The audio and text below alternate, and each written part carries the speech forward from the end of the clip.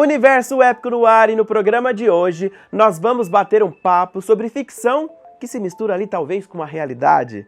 E olha só quem já está conectado com a gente, é o Marcelo. Marcelo, seja bem-vindo ao Universo Épico.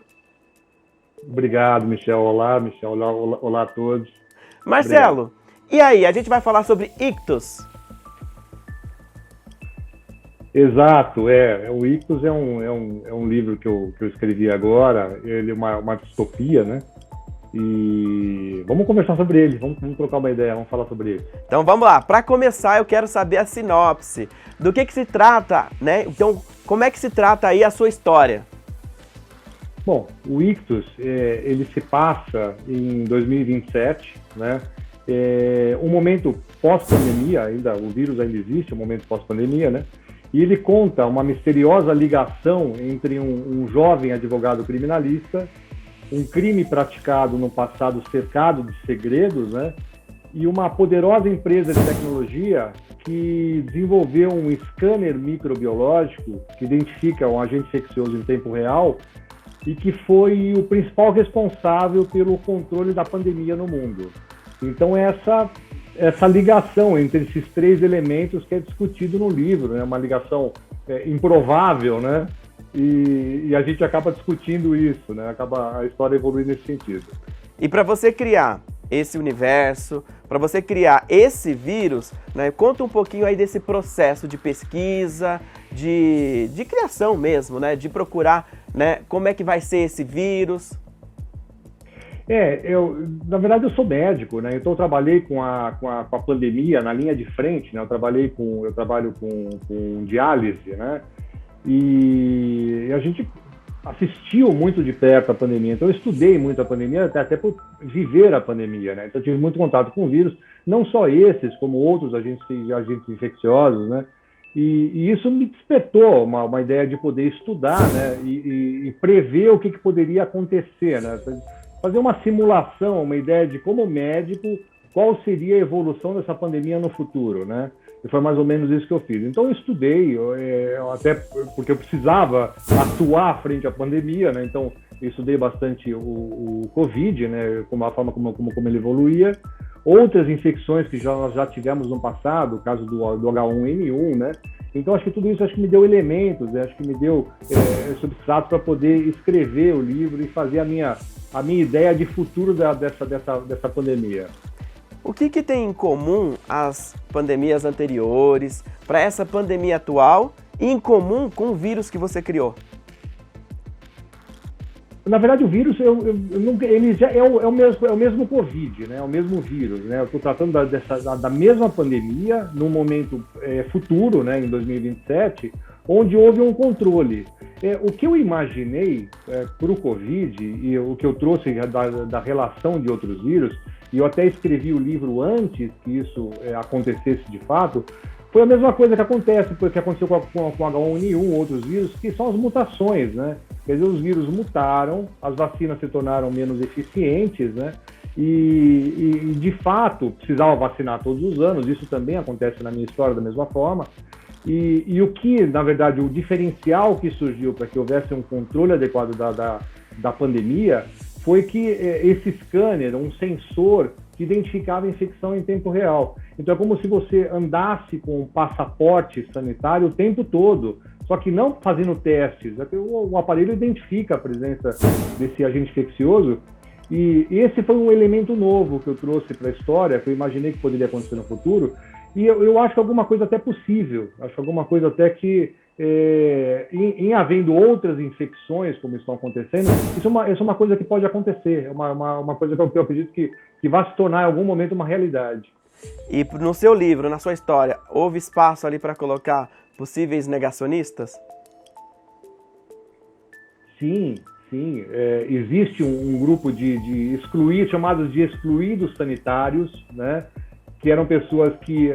Mas não eram... Nem todos eram negacionistas, porque esse aparelho que identificava a presença do vírus, ele é um aparelho contratado. Então criou-se uma casta de excluídos, de pessoas que não podiam pagar por esse aparelho, que não tinham condições de poder bancar o custo desse aparelho, mas existiam grupos de negacionistas, que eram pessoas que não queriam utilizar esse aparelho. Então elas ficaram à margem da sociedade e existia assim, como existe hoje também, né? Da mesma forma, a gente vê que existe isso em qualquer lugar. Mas nem todos eram negacionistas, alguns realmente não podiam pagar. Então criou-se esses dois grupos, os negacionistas e os excluídos sanitários. Então fala um pouquinho pra gente da jornada do seu protagonista. Então, o Márcio, ele é um advogado, um jovem advogado criminalista, né? E ele é convidado para poder assumir um caso cheio de mistérios, um caso meio fora do padrão. Inclusive ele, sendo um advogado muito jovem, foi convidado por um general para poder assumir esse caso. E aí ele vai descobrindo uma enorme conexão, né, entre esse caso e esse criminoso que ele acaba tendo contato, que também é um outro jovem, e essa empresa que está dominando o mundo, essa empresa que está vendendo esse aparelho, e é uma empresa que age de maneiras meio duvidosas, entendeu? Então ele na verdade, ele vai examinando, ele vai pesquisando, é um thriller ambientado em uma distopia.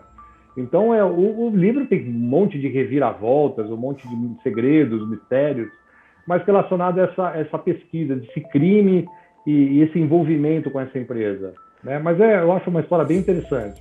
O vírus, ele é o protagonista, né? O antagonista, na verdade, ou ele é o coadjuvante e nós temos ali um outro antagonista? A pandemia, no meu livro, ela é o pano de fundo, né? Ela na verdade, é um thriller ambientado nessa pandemia, né? E eu não quis trazer, acho que as pessoas estão um pouco cansadas também de ouvir falar de pandemia o tempo todo, apesar de a gente estar vivendo a pandemia até hoje, e cada dia acontece uma coisa nova e já ninguém mais aguenta falar de pandemia. Então eu não quis trazer gatilhos, nem quis trazer a pandemia como tema principal. Ela é um pano de fundo, né? Um ambiente. E eu procurei trazer também uma mensagem boa no final, né? Uma mensagem de controle, uma mensagem de esperança para todo mundo, ver se a gente traz um pouco de luz nesses momentos que a gente está vivendo hoje, né? Mas a pandemia, na verdade, ela é um pano de fundo. Como você é médico, né, e atuou aí na linha de frente, eu quero saber se essa esperança é ficção ou é realidade no nosso momento atual. E eu acredito que sim, eu acredito que é uma esperança, né? Porque eu trouxe, de fato, a visão do médico, quer dizer, a visão não trouxe só a visão do escritor, então eu trouxe todo o meu conhecimento, tudo que eu vivi frente à pandemia, que não foi pouco, né? E trouxe alguma possibilidade. E a gente percebe, eu tenho visto com o tempo, que nós caminhamos um pouco para isso, né? Que já existem alguns aparelhos que estão sendo criados, que você consegue identificar o vírus como se fosse um bafômetro. Então já existem algumas possibilidades de diagnóstico rápido, precoce, né? Que eu acho que, na verdade, a gente vai caminhar para isso, porque passando esse vírus, como a gente vai ter certeza que não vai aparecer algum outro no futuro, né? Parece que a caixa de Pandora foi aberta, né? Então pode acontecer novas infecções, novas pandemias, e se não houver uma maneira de você identificar, você garantir a segurança da pessoa, de alguma forma fazer o diagnóstico precoce, que não seja através de suave ou através de sangue, que é uma coisa muito mais prática, muito mais rápida, mais fácil, né? Não vai se controlar. Eu acredito que o controle vai vir em alguma coisa nesse sentido. Mas é uma mensagem de esperança, eu tenho muita esperança nisso. Porque, Marcelo, em 10 dias, né, um período de 10 dias, a gente já leu aí notícias, né, de pelo menos mais 2 novas variantes, novas mutações.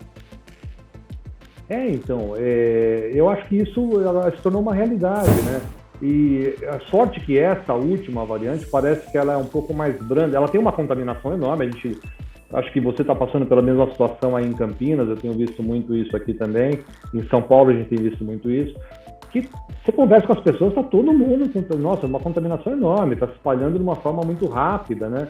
Já não existe mais nem contagem, nem controle mais, as coisas estão se espalhando, a gente não consegue prever. Por sorte, essa variante parece que era um pouuse mais branda em relação aos sintomas. E as pessoas estão vacinadas, né? Então isso também ajuda demais, né? O fato de você estar vacinado, de você ter doses extras, então isso ajuda muito, né?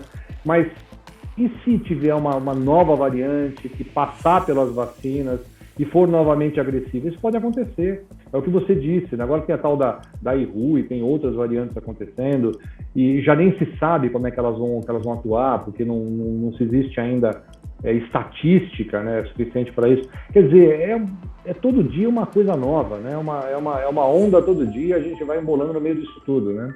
É isso que está acontecendo. Marcelo, agora você escrever sobre esse assunto, já que você atuou, né, na linha de frente, é um pouco ali cômodo, uma zona de conforto, já que você domina o assunto.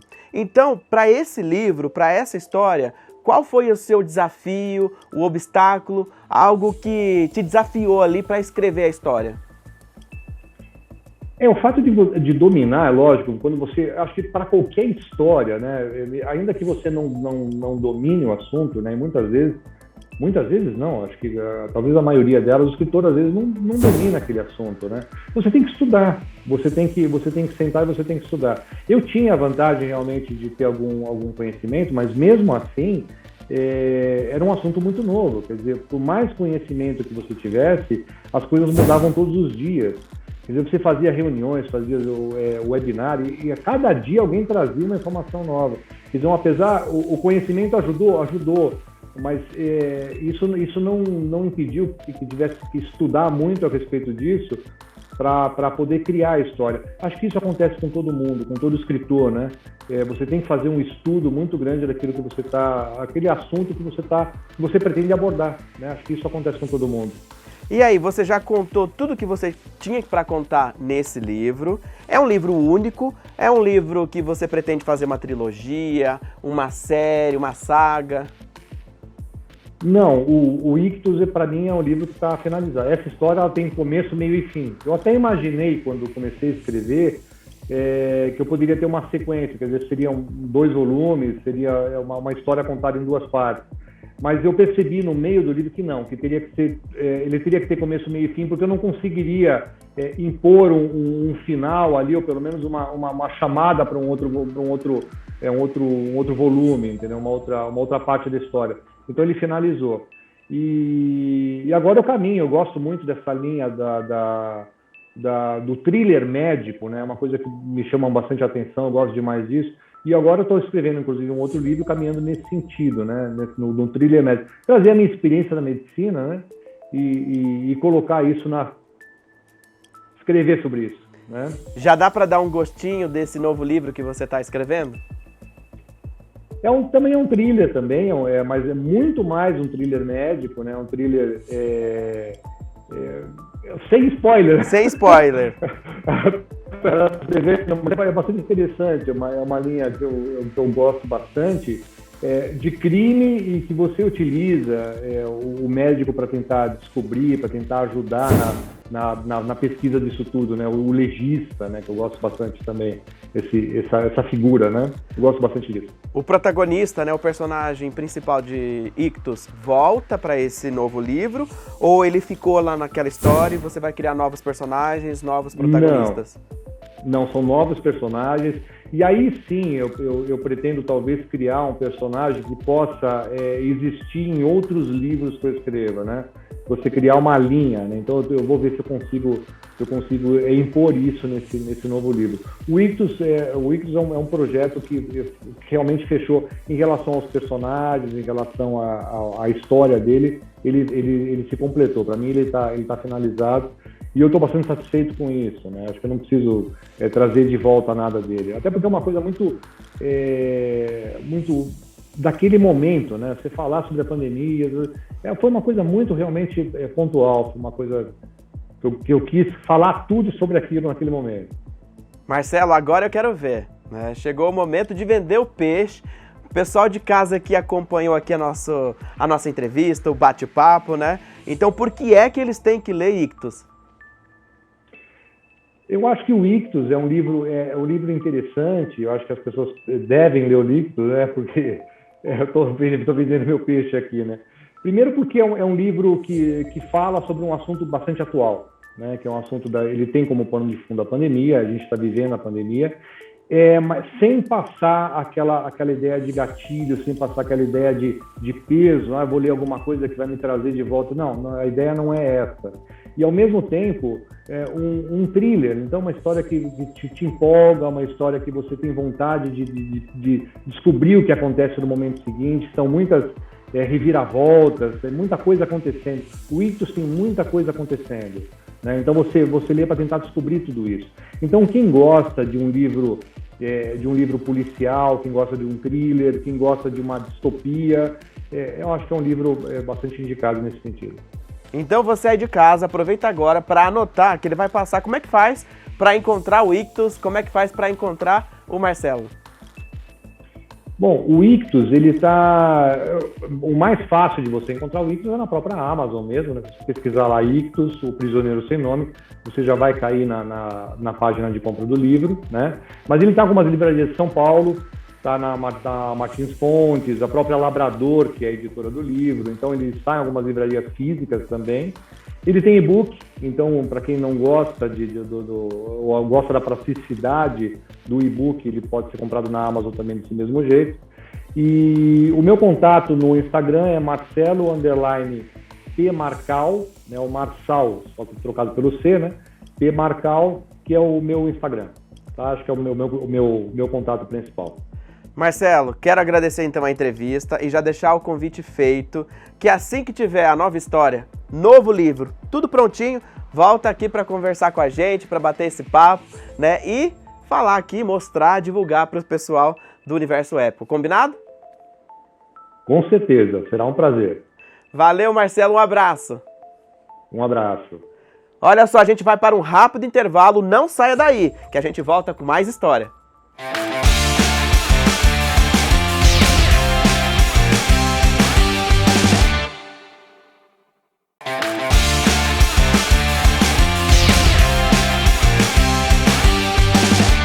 Estamos de volta, segundo bloco do Universo Épico. E agora, o nosso bate-papo, gente, olha só. Nem todo psicopata é assassino.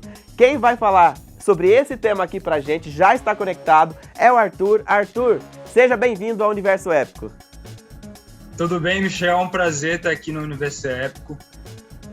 Estou muito ansioso, muito ansioso. Então vamos lá. Eu quero saber... Bom, pra gente começar o nosso bate-papo, então, explica pra gente, daqui a pouquinho você vai falar sobre o seu livro. Eu quero saber, então, quem é um psicopata? Então, psicopatia ou psicopata é um tema muito complexo, mas, ao mesmo tempo, ele é debatido demais. Você e os telespectadores já viram algum filme, alguma novela, algum livro que trazem essas figuras e, infelizmente, muito de forma superficial e às vezes clichê, né? Claro que a gente tem ícones que ficam no nosso imaginário, como por exemplo o Coringa, como por exemplo o Hannibal Lecter, claro, foram interpretados de forma brilhante e eles sim possuem uma profundidade muito interessante, mas outros psicopatas ficam muito rasos. E como eu também sou ator, eu também estou envolvido com a área de atuação. Então, cinema, literatura, roteiros, tudo para mim é muito misturado, tudo muito junto, né? Então, quando eu comecei a me envolver com direito e pensei num TCC para fazer, essa figura do psicopata que eu tanto via nos filmes ficou na minha cabeça. E aí eu tive aulas de criminologia, né? E aí foi a deixa que eu precisava para poder pesquisar mais sobre esse tema. Eu demorei mais ou menos mais de um ano para fazer o meu TCC na época. Geralmente o pessoal faz bem rapidinho, né? Só quer fazer, entrega, escolhe um tema rápido. Não, eu gostei de me envolver com isso. E quando acabou, eu falei, não, eu preciso fazer mais. Esse tema é muito vasto. Eu não posso só tirar o meu 10 no TCC e acabar assim, entendeu? E aí foi que eu transformei meu primeiro TCC em livro. Foi para a Amazon de forma independente, né? Que é Direito Penal Brasileiro e Psicologia Jurídica, uma análise sobre os casos de psicopatia. Sim, o título é grande assim mesmo. E deu certo, a galera foi comprando, foi comentando, foi gostando. Eu até atualizei em 2021 com novas informações que eu adquiri. E novamente, eu fui estudar e vi, nossa, tem muito mais camadas que eu não sabia. E foi aí que eu tive uma ideia de já que eu sou ator, eu pensei assim, um dos personagens que eu mais quero interpretar na minha vida é um psicopata. Por que não criar um roteiro? Quem sabe um dia eu não vou interpretar no meu próprio roteiro, né? E aí, o Legado de História e Imaginação, que é esse meu novo livro, foi se formando a partir de 2019. Então foram 2 anos escrevendo esse roteiro. Ele realmente é um livro em formato de roteiro, tá vendo? Ele foi escrito em formato de roteiro de cinema, então vai ser uma experiência até diferente para o leitor. Inclusive, no início do livro, eu trago algumas... na verdade, se fosse um dicionário explicando alguns termos, né, de roteiro, para que as pessoas que nunca tiveram contato com o roteiro de cinema possam entender melhor. E aí o Legado de História e Imaginação foi se formando e eu consegui, nesse livro, tratar da psicopatia de forma menos clichê e trazendo níveis de psicopatia, porque o psicopata ele possui níveis, né? O Hannibal Lecter e o Coringa, né? Eles são nível máximo, mas existem os níveis médios, os níveis leves, e esses são também muito perigosos e talvez você nunca vai saber quem é, porque eles não vão matar. Por isso que nem todo psicopata é assassino, porque talvez eles não vão matar ninguém, mas eles vão destruir seu lar, vão destruir seu relacionamento, vão estar nas grandes corporações como seu chefe, por exemplo, porque eles são muito bons para chegar em níveis altos, né, em cargos altos, e por isso que todos os níveis são perigosos, sabe? Mas é interessante esse tema, e um dos personagens do meu livro, que eu não vou falar quem é, que é para não dar um spoiler, ele é baseado num caso real de uma pessoa que possui um cérebro de psicopata e não mata ninguém, e é um professor, que é o James Fallon, é um professor, tem família, tem amigos. E aí, quando eu soube desse caso, minha cabeça explodiu. Eu falei, e aí, como assim? Ele é psicopata, não mata, tá em sociedade, vivendo com as pessoas, e aí? Por que a gente não vê muito isso na literatura? Por que a gente não vê muito isso na ficção de forma aberta mesmo, discutindo quem são esses psicopatas que estão na nossa sociedade e conseguem conviver sobre eles, sabe? Não é romantizar a psicopatia, não é falar que eles não devem pagar pelo que eles fizeram, é entender quem eles são de verdade, sair do clichê e realmente olhar o que tem além da página 2, entende? E a sua história, o seu livro, ele tá mais para um thriller? Como é que você desenhou o gênero, né? Então, já que você, nem todo psicopata é um assassino, talvez você não traga isso na sua história, mas você vai trazer um nível mais leve, brando, como é que vai ser? Não, ele é todo sobre psicopatia. Apesar do título não entregar, que é justamente o meu motivo, eu não queria nada clichê nesse livro, mas ele realmente é uma história que você vai ver nuances de 2 psicopatas. De um lado, um serial killer, aquele que mata, aquele clichê que a gente gosta de um clichê também, e também esse psicopata que não entende muito sua condição e que se exilou de todo mundo para poder entender quem ele é. Não posso falar quem são. Existe o Renan e o Osias, né? São esses 2 caras, não vou falar quem é quem. Mas esses são esses 2 lados de uma mesma moeda, entende? Então, eu vejo ele muito um suspense, sabe? Porque ele te prende realmente. Quem leu já falou pra mim que ele te prende, ele tem um clima meio de suspense, de drama também, mas é mais suspense. Mas o drama tá sempre envolvido ali, né? E olha só, eu fiquei com medo, enquanto você estava explicando, né, que pode estar no nosso trabalho, na nossa família, esses psicopata, né, que a gente não consegue identificar, né, e tá num nível mais ali brando, né, mais baixo. Então, tem como identificar alguns traços? Olha, o que eu posso te falar é que sim, eles possuem algumas características marcantes, mas é bem legal que, enquanto eu estava estudando sobre isso, eu descobri que na infância há grandes sinais. Como, por exemplo, são 3. Enurese, ou seja, aquela pessoa que faz muito xixi na cama, especialmente depois que passa a infância, vai para a adolescência e continua fazendo muito xixi na cama. Piromania, gostar de colocar fogo nas coisas. E também ser sádico, especialmente com animais. Então, se você vê o histórico da maioria dos grandes psicopatas, que são estudados, eles possuem esses traços, sabe? Obviamente, não é porque seu filho faz xixi na cama que você já vai ficar alerta, não é isso. É realmente um conjunto de fatores. Porque o psicopata, ele possui 3 bases de origem, né? Ele possui a genética, ele possui um dano no seu cérebro e também o ambiente social em que ele vive é o que contribui para que lá na frente ele se torne um psicopata, tá? Então tem que ser analisado também esses 3 fatores. Eu lembrei agora da série Bates Motel, que é baseada em Psicose, no filme clássico, né, Psicose, e que conta a história do Norman Bates. E aí, um dos pontos, né, que você estava citando aí, sádico com animais, né, ele empalhava, né, os animais. Sim.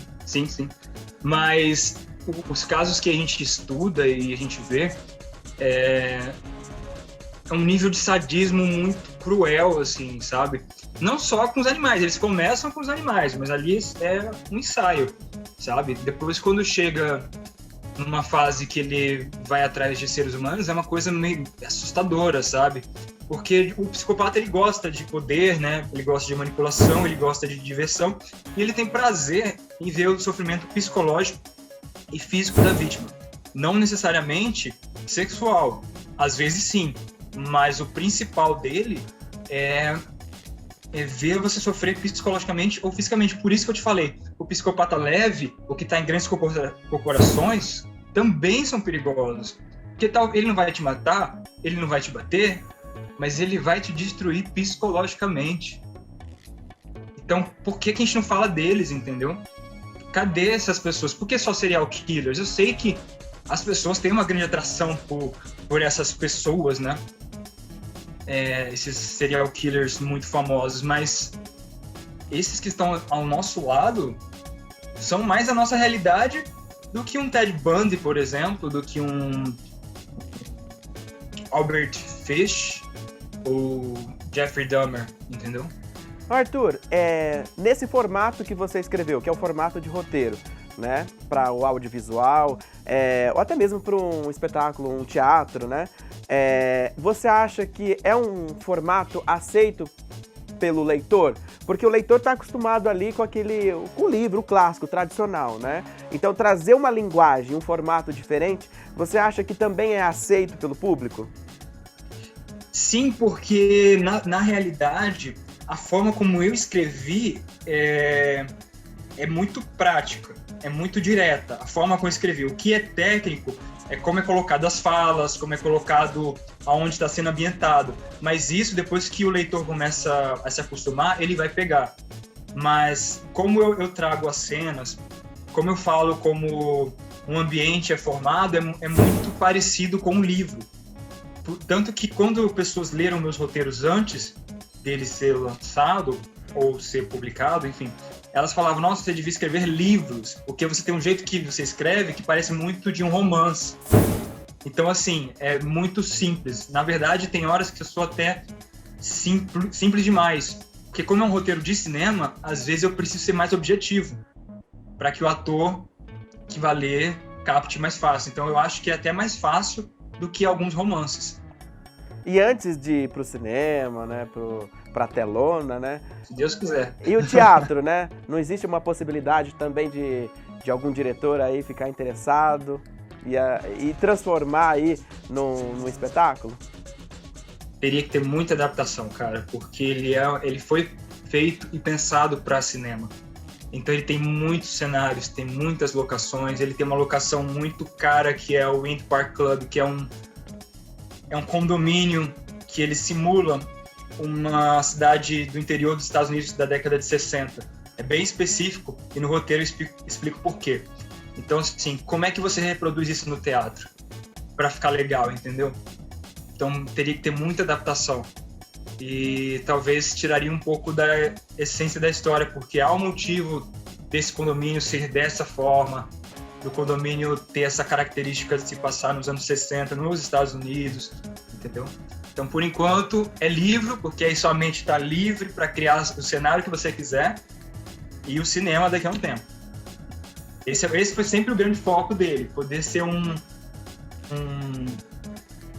uma uma forma de divulgar o meu trabalho para conseguir transformá-lo em filme, né? Não é à toa que tudo nele, tá vendo a capa? O molho de filme, tá vendo? Tudo nele remete ao cinema. Tem uma metalinguagem muito legal entre cinema, livro, nesse meu trabalho. E aí, futuramente, né? O que você está programando, planejando para esses personagens, para esse livro? É uma história única, fechada, acabou, ponto final? Ou você consegue levá-los para uma trilogia, uma série? Não, é um livro fechado. Eu sempre quis fazer uma história com início, meio e fim. Ainda que você vá descobrir coisas depois, porque esse livro tem algo interessante. Quanto mais você sabe sobre psicopatia, mais você vai extrair dele. Então, se você sabe o básico, você vai pegar o básico da história.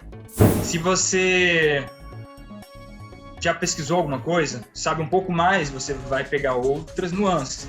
E se você já está no nível hard, né? Se você já estudou muito sobre isso, leu muito sobre isso, ou até já leu o meu livro anterior, que é mais técnico, aí você vai mudar toda a história de acordo com o que você entende, a pessoa que você torceu, você talvez foi enganado, a pessoa, entendeu? A sua cabeça vai explodir, porque você vai poder montar a história de acordo com o que você sabe sobre a psicopatia. Porque você sabe, né? Os psicopatas enganam as pessoas. Então por que será que o personagem não está te enganando o tempo todo? E olha, eu quero saber o seguinte, eu sei que é um trabalho árduo, né? Você divulgar o seu projeto, o seu livro, mas o mercado, ele é assim, o mercado, ele pede novidade sempre, né? Então você já está pensando, já está escrevendo o próximo livro, como é que tá aí a programação? Não, o foco é roteiro de cinema, né? Eu sou ator, eu tô nessa profissão desde 2017, né? E eu quero escrever pro audiovisual diretamente, é o que eu gosto de fazer, eu gosto mais do que até de escrever em forma de romance. Eu tenho já um roteiro que está sendo trabalhado para ser produzido esse ano e o foco é esse, tá? Manter no roteiro de cinema. Então, como eu te falei, tem muito que se descobrir com o legado de história e imaginação. Então, quem comprar esse ano cada ano que lê de novo vai pegar uma coisa diferente. Então, ninguém vai sentir saudade de mim tão cedo. Olha só, eu sei que o bate-papo tá bom, gente, mas infelizmente nossa produção aqui já tá dando sinal que o tempo já tá esgotando. E antes de encerrar, eu vou fazer uma pergunta cruel, tá? Uma pergunta... Olha só, no começo da entrevista você disse que você gostaria de interpretar o personagem que você criou. Se viesse um cineasta, eu vou produzir o filme, vou fazer o filme, mas vou colocar outro ator, você toparia entregar os direitos?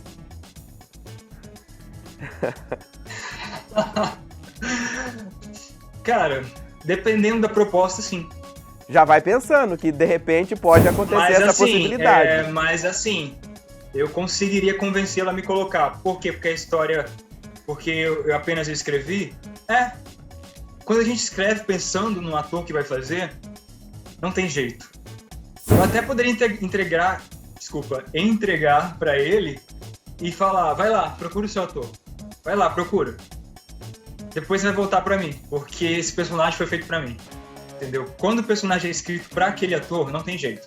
Você pode procurar, mas quando você me vir interpretando ele, e tipo, com quase 10 anos de bagagem sobre esse assunto, você vai trocar uma pessoa que tá 10 anos estudando sobre psicopatia pra dar o personagem pra alguém que agora vai começar a descobrir isso? Respondido.